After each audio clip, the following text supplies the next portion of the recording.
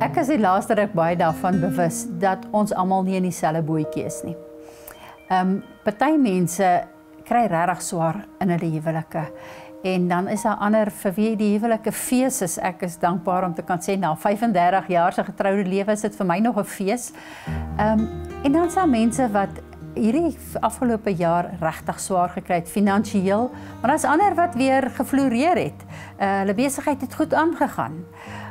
Ons weet daar's mense wat op hierdie stadium voel, as ek net bietjie alleen kan wees, en ander sê, ek is so eensaam as ek net mense om my kan hê. Ons is nie almal in dieselfde bootjie nie, maar ek dink, ons kan sê ons is redelik almal in dieselfde storm. As ek net dink aan die politieke situasie in ons land en eintlik in die wêreld, die effek wat COVID gehad het en dalk nog steeds het, en so baie storms om ons. En ek wil vandag vir jou vra, hoe veilig voel jy in jou storm? Is jy geanker aan die groot anker, Jesus Christus? Nou vir ons as Christene weet ons dat ons enige storm kan oorleef met Jesus by ons. Hy is ons anker. En die wonderlike daarvan is dat ons weet hierdie ankertou gaan nooit losgaan van die anker af nie, want dit hang nie van ons af of ons ankertou aan die anker vas is nie. Dit hang van God self af. Hy sê, en ek lees graag uit Johannes 10 vers 28 waar daar staan, ek gee julle die ewige lewe en julle sal in aller ewigheid nooit verlore gaan nie. Niemand sal julle uit my hand uitruk nie. Niemand gaan daai anker en die ankertou van mekaar kan losmaak nie, want dis God wat dit het.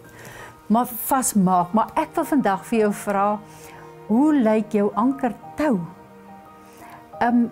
Eintlik wil ek daarmee sê, hoe lyk jou verhouding met die Here? Hoe lyk jou gebedslewe? Is dit 'n dun toutjie van net so elke nou en dan met die Here praat? Of is dit 'n lekker dik tou van regtig met die Here gesels en voor hom huil en 'n vergifnis vra en met hom praat? Dis elke keer is soos dit nog 'n draadjie wat bykom wat so lekker dik tou is. Die probleem is, as ons ankertou te dun is, dan al het ons hierdie wonderlike groot anker, God wat in beheer is, wat ons anker is, ervaar ons nie dat hy in beheer is van ons lewe nie. Ons ervaar steeds vrees, ons ervaar steeds onsekerheid, ons ervaar nie die vrede en die vreugde wat God vir ons bedoel het nie.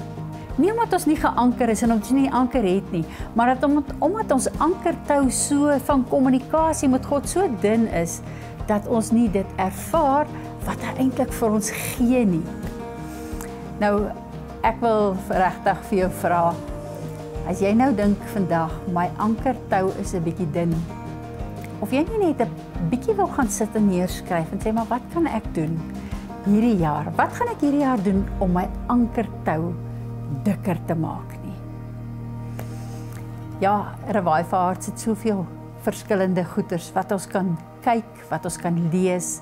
Ek wil jou aanmoedig om te gaan luister na die podcast van Revival Hearts op die website.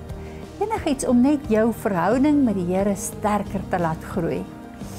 Mag jy hierdie jaar ervaar hoe jou tou net dikker en dikker word en dat jy net meer sekuriteit vind in God. Mag jy 'n geseënde week hê.